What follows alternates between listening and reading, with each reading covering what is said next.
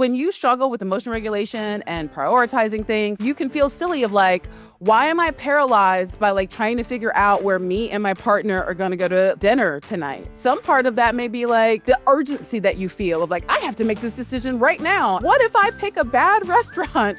You start doing all of the like what ifs, and then the feeling of it feels like it's the same magnitude as like making a big decision on if I should marry this person or not, when realistically they're fundamentally different. You want to get away from this idea of mood-dependent behavior and be more so in what I talk to my patients about, which is values-driven actions. What are some ways that we can work on breaking those cycles? What solutions do you find that are really effective? You're probably not going to like the answer. That's Dr. Monica Johnson, aka Dr. J, a clinical psychologist and host of ADHD and right here on Understood.org. We are so happy to welcome her to the show today. Today, we're talking about all things rumination and overthinking. If you've got ADHD, you know how tough it can be when you get stuck in the cycle of overthinking, over-researching, over-analyzing, and spending way too much time trying to make a decision instead of actually getting things accomplished. For women with ADHD, stuck is a familiar feeling. But what does that look like? It's different for everyone. It might be doom scrolling, it might be being emotionally out of office, it might be a sudden shutdown. Hi everybody, and welcome back to Sorry I Missed This, the show where we talk about all things ADHD and relationships, intimacy, communication, and more.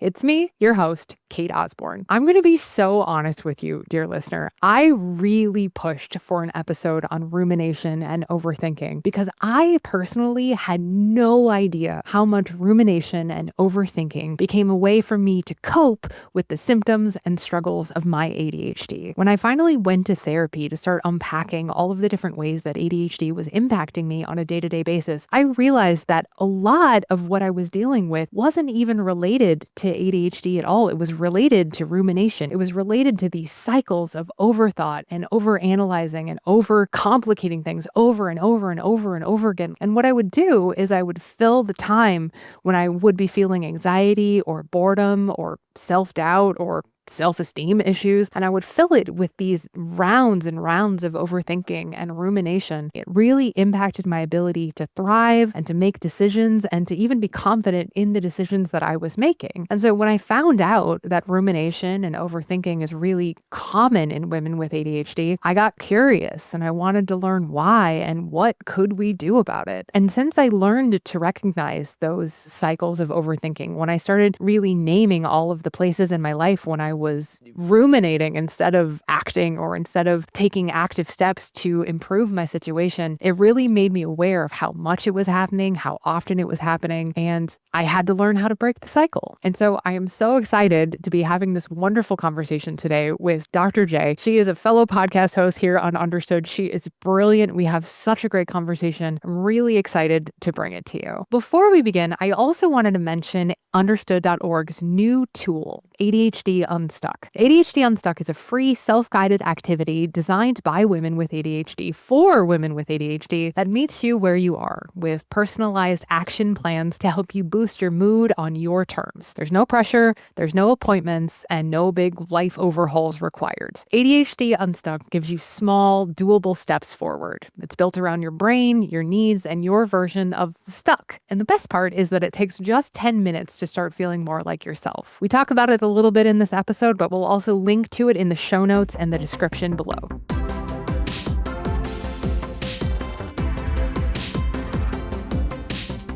Dr. Monica Johnson, welcome to the show. Yeah, I'm happy to be here. Thanks for co-hosting a secondary Understood show. I appreciate you so much. I feel like it should have happened sooner. Like we've been out here like siloed in our corners, and it should have happened that we should have combined forces by now. The crossover episode the world needed. Yes. Well, your show's great, by the way. If you haven't checked out Dr. J's show, please do. It's so wonderful. Do you want to talk a little bit about your show? Just like what it is and what you talk about? Oh, sure. I host ADHD and where we talk about everyday life and ADHD. So the whole point is to cover a variety of different topics that are relevant to those who are living with ADHD. And I give my fun tips and perspectives on how to view these things, how to manage them, and how to have a good time. And it's really, really good. You forgot that part too. It's really, really good. So one of the reasons why I'm so excited is because today we are talking about rumination. And rumination is a fascinating topic for me. One, because I do be ruminating. But then also, like, I didn't even know what rumination was. Like, I spent so much of my life just thinking everybody thinks this way. Everybody gets trapped in these kind of like thought spirals. And so I thought we should just probably start off the show by just saying, what is rumination, and how does it affect people with ADHD? Basically, rumination is like repetitive, like passive thinking. And typically you can tell that it's rumination because what happens is you're dwelling on the problem, the negative emotion, or like a past event that occurred without moving towards any real solution.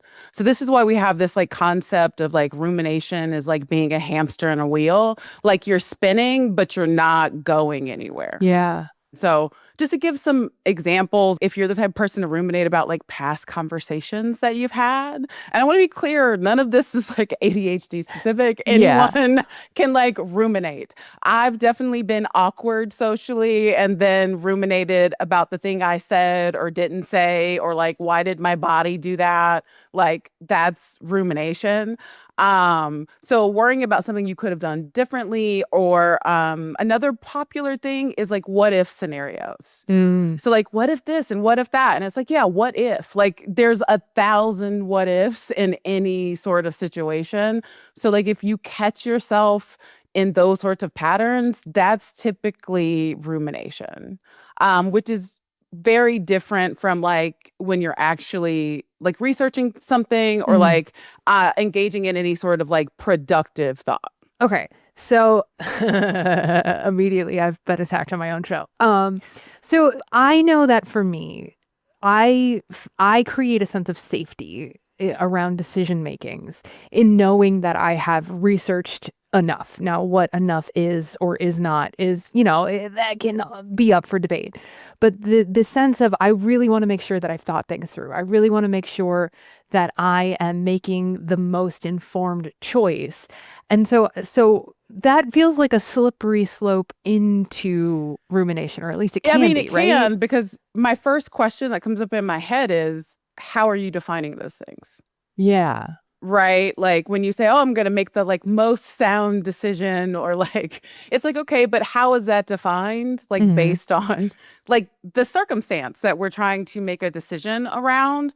So one of the things I'll say is, a lot of times we use a lot of fancy words in our head that allow us and convince us that what we're doing is actually like healthy or the right thing to do or whatever it is. And it's all surface level and there's no substance to it. And so I think the first thing in terms of definitions, which is one of my things I'm always talking to my patients about, definitions and how we define things, because that's the starting point for everything we do going forward.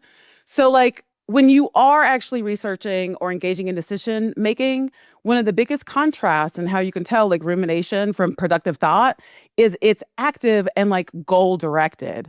So like you're gathering information, you're like weighing options, you're moving towards some sort of conclusion or action.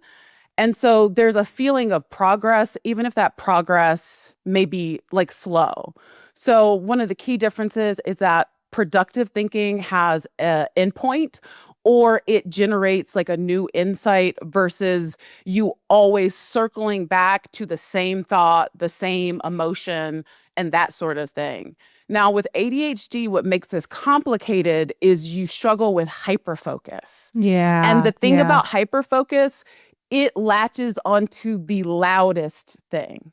So I think a lot of times we think about being hyper-focused on things that we're interested in, but you also hyper-focus on things you're worried about. So because that's like the thing that's like jumping like for attention. And so sometimes when you have ADHD, it can be a harder process of being stuck on something because like the hyper-focus aspect of it has gotten activated. Another thing that can come up is you have difficulty switching tasks. So Yeah. again, like if you have a worry or you have a rumination, it's difficult to say, you know what, I should stop this right now and like go do something like else. And so you just kind of get weighed down in it. And when you have ADHD, you also have like a lived experience of like messing up a lot. Yeah. Yeah. So like you can also this goes into like the what ifs and also kind of rejection sensitivity, fear of failure, all of those things. And so this goes into what I mean by like productive thought versus rumination, right? Yeah. You want to know what your goal is. If you're trying to figure out how to not feel a certain way like right now, it's like that's not really possible in most like circumstances. And that's what sometimes gets people caught up in the rumination piece. Hmm. Cause like they're thinking once I find the right answer, I'm going to feel something. Yeah. You're going to feel better. You're going to feel like, oh, if I think it hard enough, then it's going to unlock me out of this kind of cycle. But you're really just like continuing in that. I don't want to say masturbatory because that's not like but it kind of can be sometimes that like, oh, I'm just going to keep coming back to like the bad emotion and the bad emotion and the bad emotion. Like I get stuck in that so often and I get so frustrated with myself when it happens. So there's a couple things I'll say about that. One is remove the judgment from the emotion. There's no such thing as a good or a bad emotion. There are definitely emotions that are more wanted or desirable than like others. You know, like I would prefer to feel elation over despair, but like all emotions are necessary, like emotions, and the emotion is there to communicate something to you. So sometimes just reframing that, like understanding that about emotions can change some of that perspective. Because what's going to happen is, let's say I feel like stuck in my career and I feel like I like need to make a major change career wise, right? I'm gonna have a lot of feelings around that, including like, you know, maybe feeling disappointed in myself, being terrified, having anxiety, all of that, right? You can then make a decision to say, okay, this is the thing I'm going to do to change like my career trajectory. You're still going to feel terrified. The Yeah. difference is you're terrified now about something different. Before Yeah. you were terrified about being stuck and not engaging in any forward movement. Now you're terrified about the decision that you've made and how it's going to go. And that's normal. That's like everybody. Like I've never made a major decision where I was like, okay, cool. Like that's 100% going to work out and I can like hang back and like everything's going to go smoothly. So you have to stop treating your emotions like they're an enemy. And they're just an element of like the decision making process. So something that I'm really curious about is emotions and especially feeling emotions. Where do we actually feel emotions in our body? How do they show up in our lives? And I'm curious about the different feelings that can come out of rumination in our bodies versus that sort of productive thinking that okay, I'm going to commit to this. I'm going to take a step forward. Can you talk a little bit about that? So you're probably not going to like the answer. Oh, So I'm ready for it. I'm ready for part it. of what happens is it's about the meaning that we assign to the stimulus that we're getting within our body. You can take excitement and anxiety. Most of us would say that excitement is a good emotion, quote unquote, or like a positive one. And anxiety, we would feel like that is bad or negative. So let's talk through what are the physical sensations that you get when you're anxious. And there's a lot of different ones. So like I was anxious coming into this call. So my heart rate like sped up. It's still a little high based on like my fitness watch, right? So you can have increased heart rate, you can have sweating, you can have clammy palms, you can have like rushing thoughts. Mhm. Well, guess what the physical sensations are for excitement? Very close to that. They're the exact same. Yes. So like You can have two different people that are at an amusement park about to get on a roller coaster, and one's feeling excited about it and one's feeling anxious. And within your body, the difference is the meaning that you are assigning to those things. With excitement, you feel that heart rate speed up. You're going like, yeah, I'm jacked, like I'm ready to go.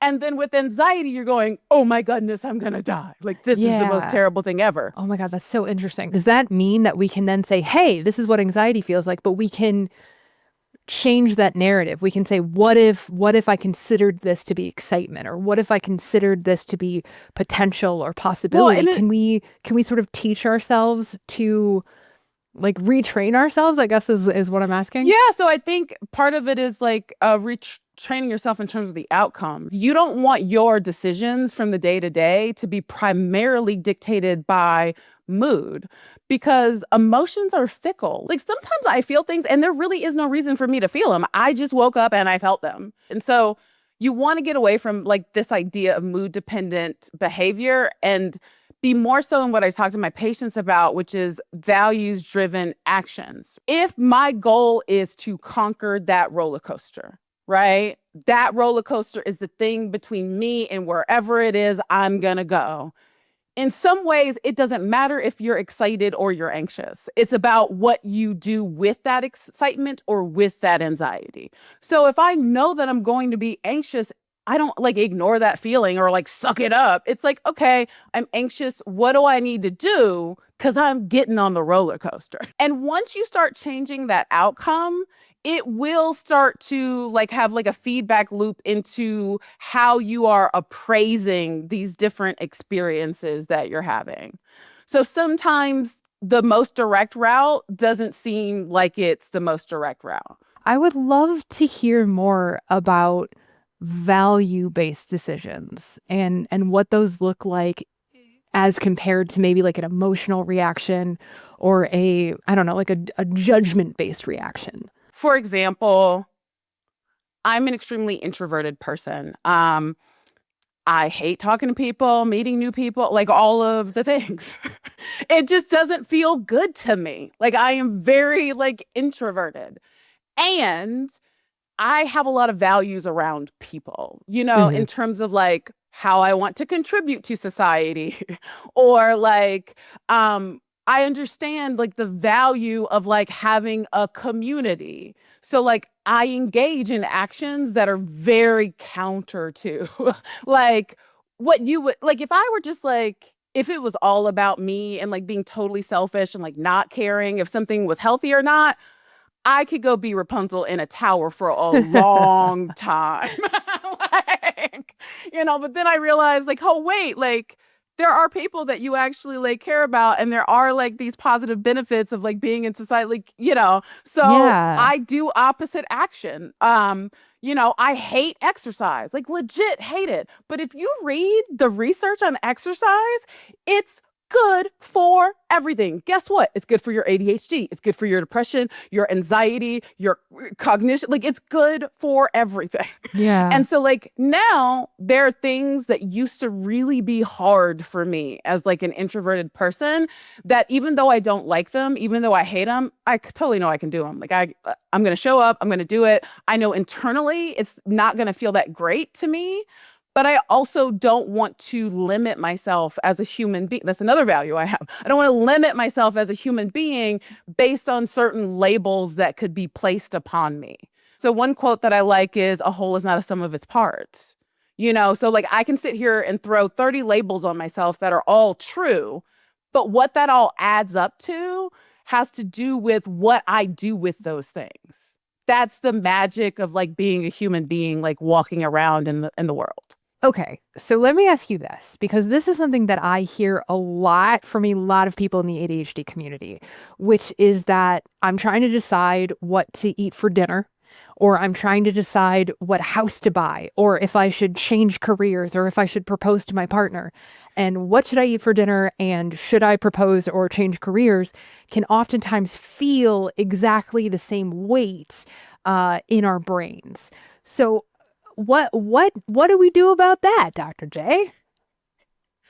I think one thing is to understand that a lot of that has to do with difficulties with prioritization and also Yeah. emotion regulation. Hmm. So I bring that up in that way to say like something that I tell people all the time is when you're struggling with something, it can feel like you have 50 different problems, but that's not actually the case. So you want to think about things like a tree, and a tree can have many branches. Hmm. But it's Yeah. all stemming from like the same issue. So it's like if you have a problem with emotion regulation, there's a lot of different aspects of your life that that's going to touch on.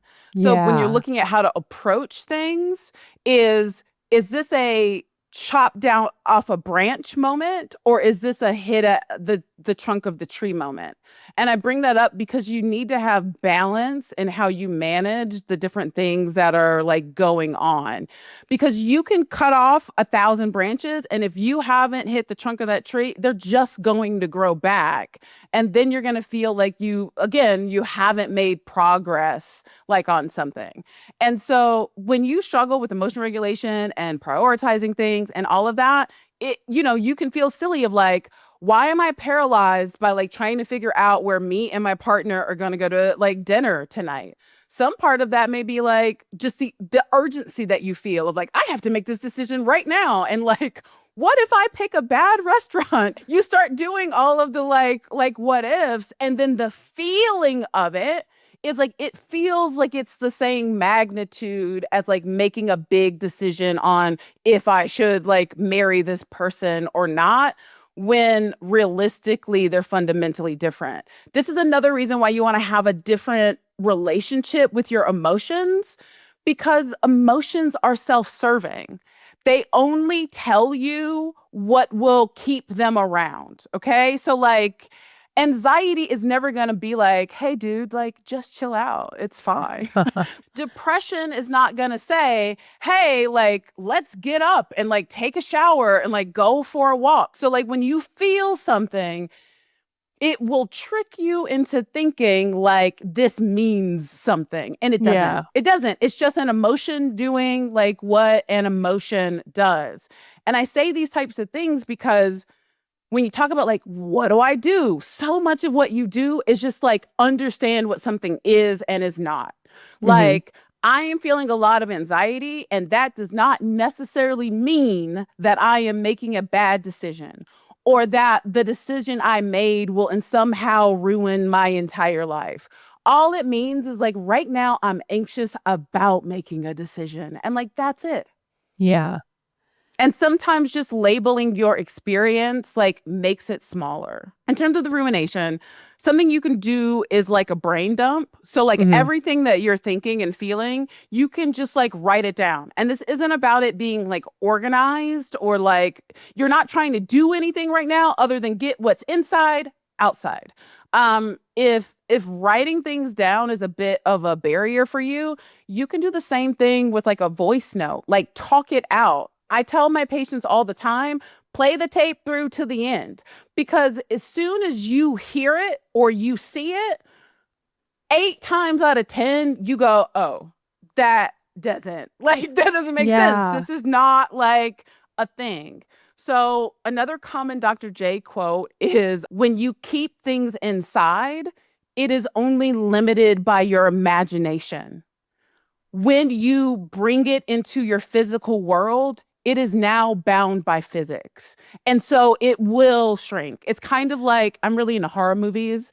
So, like Yeah. the remake that they did of the movie It, like Pennywise the clown, the whole thing at the end was like, why is Pennywise so strong? It's because he like subsists on the imagination of these children. But as soon as they go, well, wait, you're just a stupid little clown, Yeah. he automatically shrinks, because that's a way in which you take your power back. It's your brain that is drumming up all of these thoughts. When you say imagination, immediately I start thinking about rejection sensitivity and how so much around rejection sensitivity is that notion of real or perceived rejection. And a lot of times we're just sort of filling in the blanks and we're creating that sort of imagination based rejection that doesn't necessarily exist.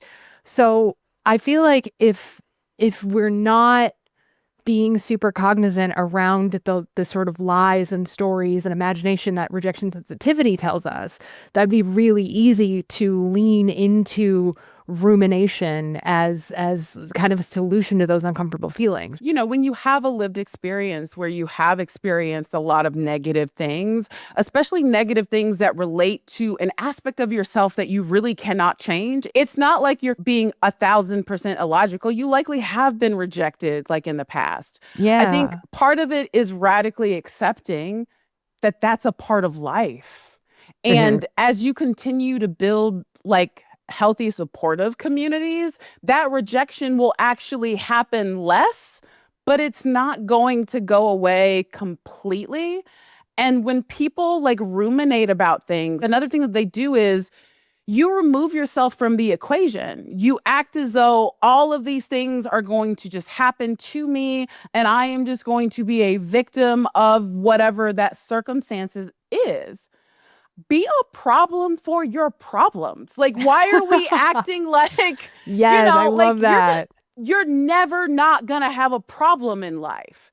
But when a problem shows up, let it know who it's showing up to. One of the things that I really discovered about myself, like once I started, understanding that there's like a difference between doing it sometimes and doing it all the time, 10 hours a day, like I was doing it all the time.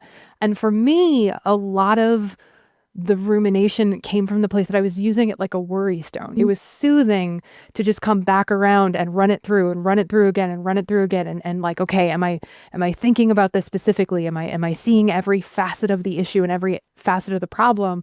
But I really wasn't actually creating any solutions. I was really just sort of giving myself permission to worry and worry and worry and worry. And that worry became the soothe. And once I started recognizing that, I started realizing how much time a day, and I like hours and hours and hours of my day I was doing this just in my head, but it didn't look like anything. It didn't seem like an external problem. And so it didn't feel like something that I had to solve. And so I guess I'm curious if we have any of our dear listeners who are kind of resonating with this and feeling this show up in their own life. What are some ways that we can work on breaking those cycles? What solutions do you find that are really effective? I have my own, which I'll share too, but I want to hear your smart versions first. Yeah, I think if you have like an awareness that it's like occurring, like all of the things I've already kind of talked about, there's a lot of like physical things you can do to kind of break the rumination pattern. And some of it can just be like, get up and go for a walk. Just like stop and I'm going to go for a walk. Or I love telling my patients to take a cold shower because unless it's something you do on a regular basis, the moment that freezing, frigid water hits your body, the only thing you're thinking is, like, this is so cold. Like, never mind. Like, if you're like literally like caught in the rumination loop, it's like, what can I do like right now to just disrupt it? Even if it's just disrupt it for like 5 minutes, what can I do right now to disrupt it and like engage in that sort of like habit? Even what you said about the like getting relief from the worry and things like that. Sometimes I have people set a worry timer or a rumination timer. Like you can say, okay, I get 1 hour today to ruminate, and then go ruminate about whatever you want to ruminate about. And then at the end of that hour, it's like, well, now I have to go shift into something else. Yeah. If you can't help but think about it sometimes, put boundaries on it. When you put boundaries on it, you can know if you're doing too much or not. If it's like, where are we going to eat for dinner? I would say, okay, well, how much time do you want to allocate to that? Okay, like 30 minutes. So you can go, okay, I'm going to research dinner for 30 minutes. I'm going to find 3 choices. And at the end of that, like 30 minutes, I will pick one of those choices and accept the consequences of that choice. No, like for me, honestly, setting a timer was like one of the most important things. Like this true story. So I got a new phone case. And I'm not joking when I say that I think I looked at easily 15,000 phone cases. I spent like 4 days. And finally, my husband was like, just pick one. And I was like, but you don't understand. I have to pick the perfect one. And he was like, what happens if you don't? I was like, well, I won't like it. And he's like, okay, then what happens? I'm like, well, I don't know. Like, and so like being able to be like, okay, I'm going to spend an hour on picking out a phone case and like whatever I find in that hour. And then it becomes like a fun little game. I love also what you mentioned earlier, the like writing stuff down and externalizing. Like a lot of my rumination comes from overwhelm. So oftentimes I find myself ruminating about like, oh, I need to get this done and that done and this thing and this thing. It's like once I make a list, I go, oh, well, now all of a sudden it's just like 4 things that I have to do. And it's not a day's worth of rumination. And then you feel a little silly. And so I feel like a big part of rumination is just also learning to be like, hey, it's okay that this happens. And I forgive myself and I love myself. And it is an okay thing to be sometimes. Absolutely. You have to like lead with compassion, because if you don't, you won't be willing to be adventurous, to make a mistake, to engage with the idea of like the failure or the like what if. There's a Yeah. Samuel Beckett quote, and it's like, ever tried, ever failed, no matter, try again, fail better.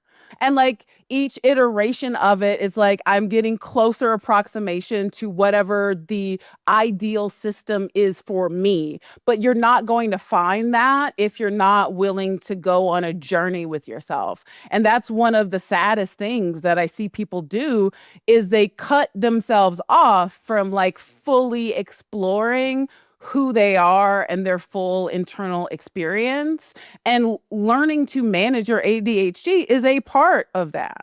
Of like, let me fully embrace myself. And what does it look like for me to live and be happy with ADHD or with whatever it is I have going on like in my life? And while we're talking about different tools and different structures, I would be remiss if we did not mention Understood's new tool that they have just built called Unstuck, which is a really cool webpage that they've designed around sort of navigating through moments in your life when you're stuck and different directions that you might be able to go from there. It's a super handy, useful tool. It's free to use. But yeah, you should check it out, dear listener. Yeah, you absolutely should. I've used it like before already, like testing it out. And I think it's great. It's a useful free tool for anyone who's looking for more things to kind of put in their tool belt. Awesome. Well, thank you so much for being here. Rumination is such a fascinating topic, and I love like being able to learn while also realizing how much it impacts my own life.